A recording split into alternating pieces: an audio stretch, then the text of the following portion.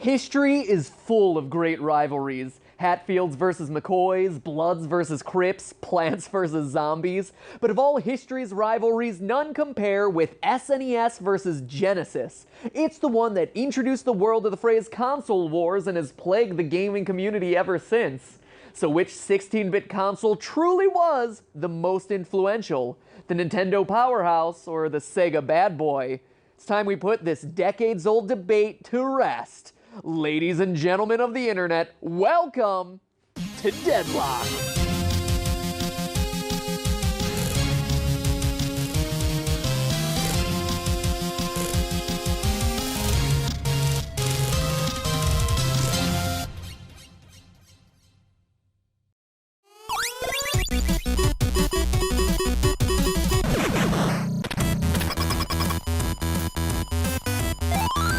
By the power of Miyamoto. This one's for you, Sonic. Let's start with the numbers. With a beautiful 16-bit graphic system displayed on a 320 by 224 resolution, 512 colors, a built-in synthesizer with 6 sound channels, and 64 kilobytes of RAM, the Sega Genesis was a gamer's dream. Seriously, Matt? I would think you're smarter than that, bringing up the numbers, considering the Super Nintendo had a higher display resolution, over 32,000 colors compared to your wimpy 512, 8 audio channels, and 120 kilobytes of RAM, which I might not have a mathy channel like yours, but it's 2 times that of Sega.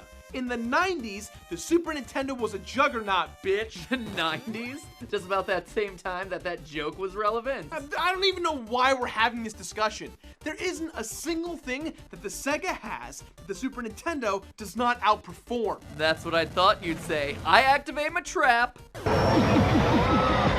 Blast processing. Oh, come on! Seriously? Objection on the grounds that that's not even a real thing.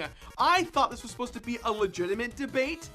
Unless everything you hear in the 90s ad campaigns are real and you believe them. The blast processor was more than a mere slogan, Jirard.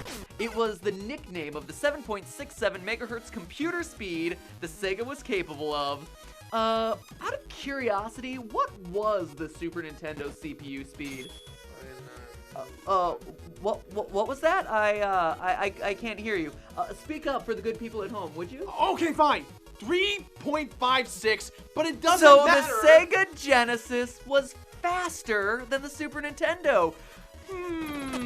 Perhaps the mascot was an appropriate choice. Minimum time to get there. I said, perhaps the mascot was an appropriate. Pay attention to me while I'm trying to close this amazing argument here. Oh, I'm sorry. I was watching some guy's YouTube channel where he proves Mario was faster than Sonic the Hedgehog. What a coincidence. And speaking of mascots, numbers are meaningless if you don't have good games. So, let's get to that, shall we? Games. Yes, games. Sonic the Hedgehog was arguably the best of the What? You're really gonna lead that as your ace in the hole. It's an amazing game. Oh my god, it's your only amazing game. Don't get me wrong, Sonic is responsible for my love of chili dogs and more or less was the embodiment of the 90s, but it's really Sega's only saving grace. Other than that, I guess what? Vector Man didn't suck too much. What about Streets of Rage, Splatterhouse, Golden Axe? Sega was the go-to console if you liked beat-em-ups. It defined the genre, and it revolutionized the way sports games were made. Sports games? Really? Look, man, I know you're getting desperate, aren't you? Just because they're not your type of games doesn't mean that they're not worth mentioning. Genesis had games that were groundbreaking in genres that SNES gamers just didn't care about. Okay, I'm there with you. But if we're talking about groundbreaking in their genre, let's look at the Super Nintendo library, okay? Rail Shooter, Star Fox, Racing Game, F-Zero, Kart Racer, Mario Kart, RPGs? Ooh, take your pick. Final Fantasy VI, Chrono Trigger, Earthbound, Super Mario RPG, platformers, alright? Super Mario World, Yoshi's Island, freaking Street Fighter 2 is the fighting game that all other fighting games still fail to surpass. Super Metroid created its own genre that Castlevania has replicated ever since, and Link to the Past is still in contention for one of the best Zelda games of all time. Look at any list of top 100 video games of all time, and you'll see SNES games after SNES games. Sega Genesis games are lucky to be included on those lists. Admittedly, that's a lot, but I'd say you're also at an unfair advantage. Notice how many of those titles are produced by Nintendo. Sega had games like Rocket Knight, Gunstar Heroes, Comic Zone, brilliant, underappreciated games that hold up to this day, but the reason you only remember Sonic is because all the other great names on the Sega were produced by third parties.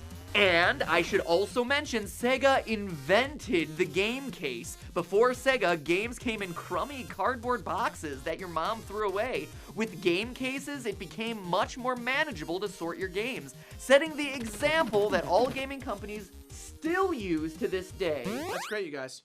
You guys invented a plastic box. Bravo, Sega.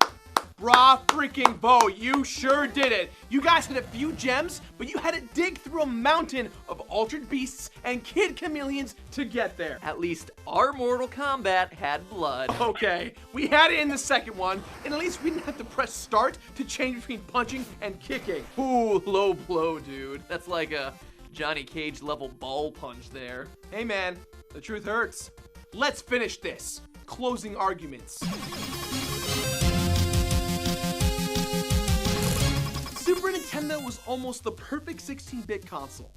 With superior hardware, except for one small stat that games didn't even use, and many, many more superior games, it's no wonder they kept making them even after the N64 debuted. The Super Nintendo defined genres. It is in fact the greatest, longest lasting, and more importantly, the original 16-bit console. Sega Genesis was at best a cheap knockoff with a fun mascot. The Sega Genesis debuted 2 years before the Super Nintendo. Really?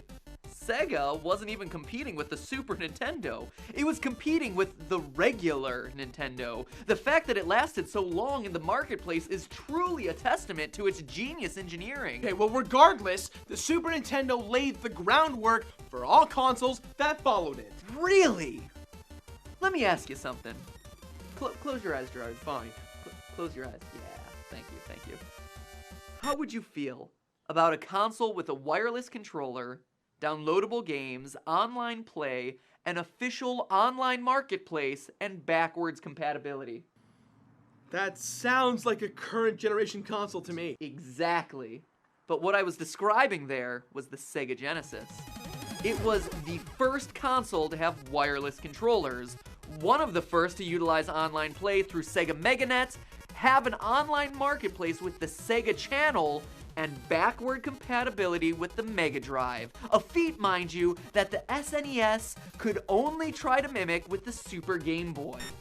It may have just started off as a marketing gimmick, but Genesis truly did what Nintendo didn't. Oh my god, first glass processing, and now this? I agree with you, Jirard. It's hard to deny that the SNES was a superior console. I win!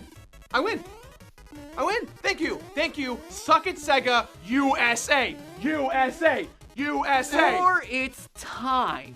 Yes, it was a better machine with more big-name titles, but remember, this debate is about which one was more important to the history of gaming. I submit that the Genesis was years ahead of its time, and that the technology just wasn't there to properly implement its ideas. Without the Genesis, we wouldn't have game cases, wireless controllers, online play, downloadable content. Heck, we might still be playing on cartridges if it wasn't for the Sega CD. Okay, sure, if technology existed in a vacuum, but with the PC boom, we probably would have had these things regardless. And history repeated itself again with the Dreamcast. Again, a Sega console far ahead of its time.